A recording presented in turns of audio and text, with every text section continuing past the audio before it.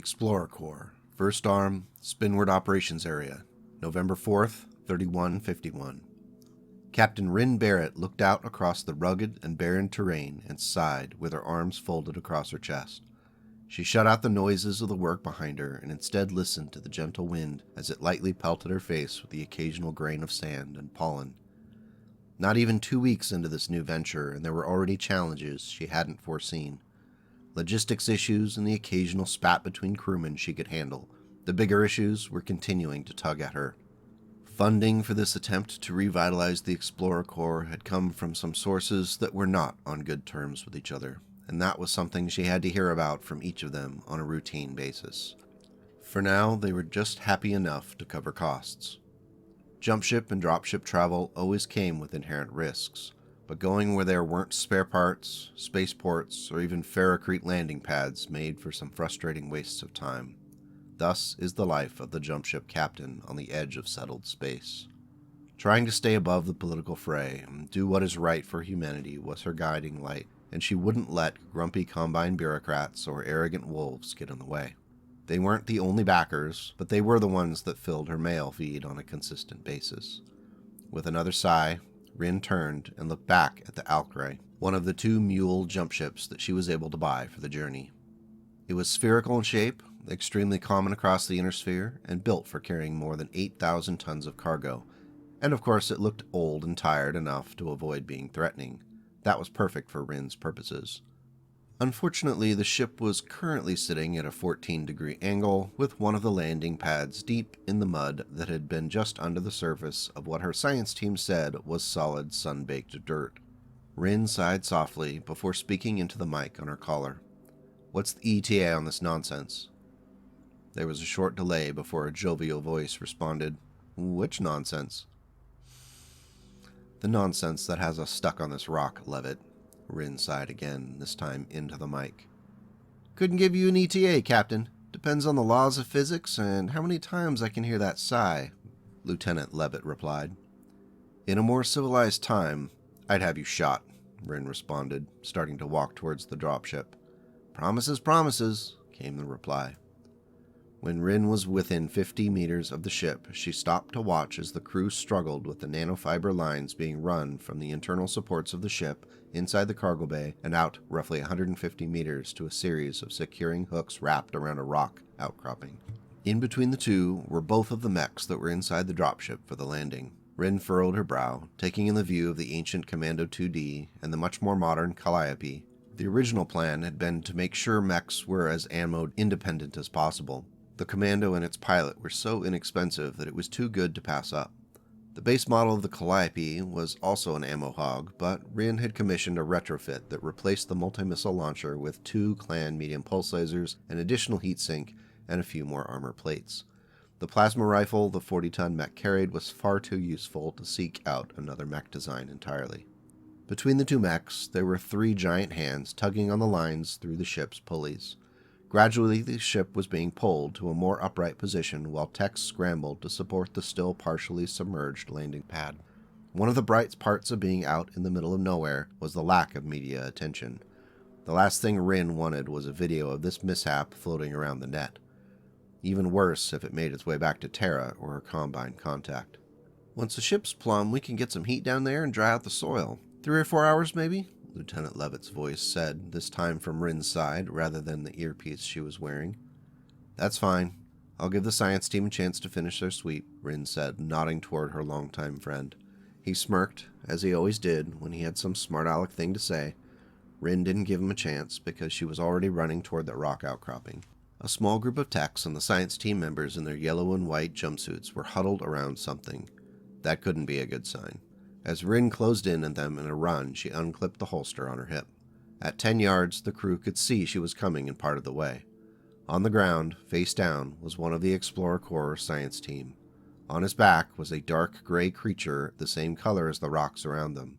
Its sharp legs were firmly speared into the man's sides, and it appeared to be attached to the base of the man's neck with a long, dark pink protuberance. No one seemed to be in a rush to try to get the creature off, as the man had stopped screaming and seemed very much dead. Rin wasted no time unholstering her Zadorojno brand laser pistol and aimed it at the creature. 2 shots through its head left it motionless, though still very much attached to the crewman's corpse. Well, you can mark off this planet as being visited by humans before, Rin said as she holstered her weapon. Why? Asked one of the science team, who looked like he was about 15 and never had to shave. That's a Crana. They're not native. One likely hitched a ride on a dropship long ago and ended up here. Now they're probably everywhere. Keep your distance from the rocks and finish up taking your data. I want everybody ready to go in 2 hours, Rin said, running her hand through her curly auburn hair.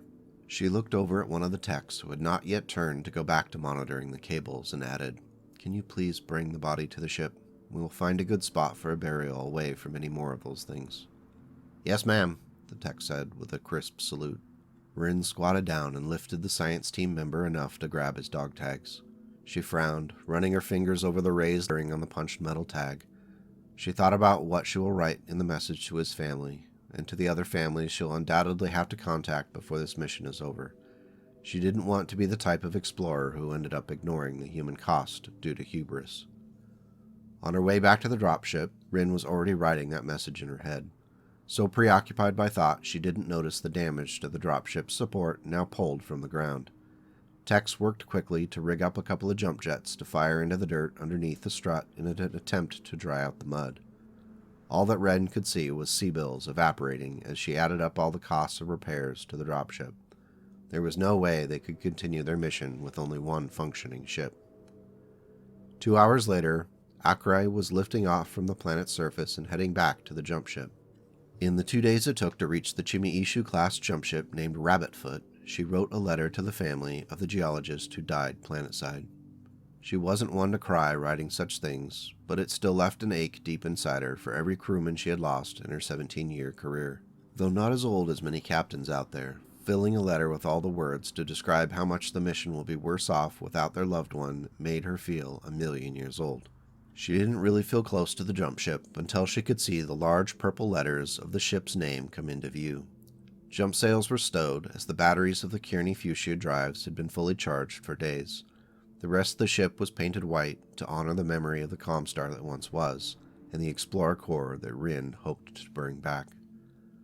Finally back in the ship's cozy and rather Spartan bridge, crew scurried, preparing for a jump. Lieutenant Levitt stood by her side, holding a tablet computer showing what the little excursion will cost the mission. It wasn't good. The Alkrai's landing strut had suffered from stress fractures and needed time in a dock with an experienced tech crew for repair. Dropship repairs were not cheap, and they couldn't be done quickly in 0G. However, it was unavoidable as the mission could not continue with only one functioning dropship. We could always find the nearest port and retool, Levitt said. Unfortunately, the nearest port is not one I want to visit, Rin said, holding up her own tablet showing settled planets within 50 light-years. The closest within one jump was flashing light blue. Levitt read the name. Antalos Port Kryn. Never heard of it. That's because you're not a thief, bandit, or AWOL clanner, Rin said before adding her trademark sigh. I'm not a thief, bandit, or AWOL clanner yet, you mean, Levitt responded, trying to bring some levity to the situation. Rin's lips pursed to stifle the smirk. She sighed instead. Every jump back toward the inner sphere is too lost. It's time we don't have.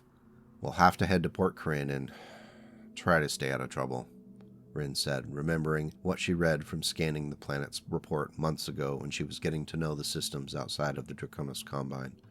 Levitt fed the navigator the new destination, and within the hour the ship was ready to make the jump. Rin reminded herself of how important the success of this mission was, and that small risks must be taken to prevent more dangerous risks later. She looked down at her hands, gripping the command chair armrests a little harder than usual. Are we ready? She asked, a quickly nodding Levitt. Yes, ma'am. In just a few moments, the Rabbit's Foot would unleash the stored energy in its batteries to rip a hole in space and send the ship and all of its occupants 22 light-years away. Rin steeled herself and counted down. On go. 5, 4, 3, 2, 1. Go! End part 1. Thanks for listening. If you enjoyed this story and want to support the channel, likes and subscribes let me know I'm taking it in the right direction. I'm looking forward to sharing the adventures of Captain Rin and the Rabbit's Foot, and have some big plans for filling in the map of the Periphery as they go with some interesting characters and locations while staying true to established Battletech lore. Now take care and go make the world a slightly better place today and tomorrow.